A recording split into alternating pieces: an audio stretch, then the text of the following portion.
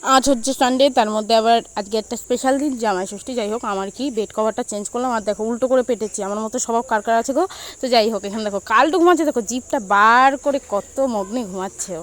আর এখানে দেখো আমার কিন্তু ঘর গোছানো কমপ্লিট। তোমাদের একটা জিনিস দেখায়, এর আগে যে ম্যাজিক বলগুলো সেই বয়মের মধ্যে জলের মধ্যে ভিজিয়ে রেখেছিলাম, তার মধ্যে দেখো কে পড়ে গেছে।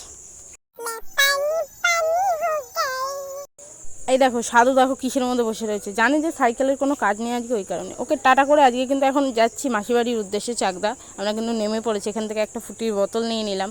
এখন বাড়ি চলে এসেছি মাসিবাড়ি, আর ভাই এখানে আম মাখিয়েছে, তো টেস্টি হয়েছে, দারুণ হয়েছে। এখন বিকেল বাজে 6টা, জামাইবাবু নিয়ে বেরিয়ে পড়লো আমাদের দুজনকে ঘুরতে, কিন্তু সেভাবে কিন্তু মাঝখানে আর কোনো ভিডিও সেভাবে শেয়ার করতে পারলাম না। এখন জামাইবাবু খাওয়ালো এখানে চকলেট চা আর মালাই চা, আর নিজে নিয়েছে র চা।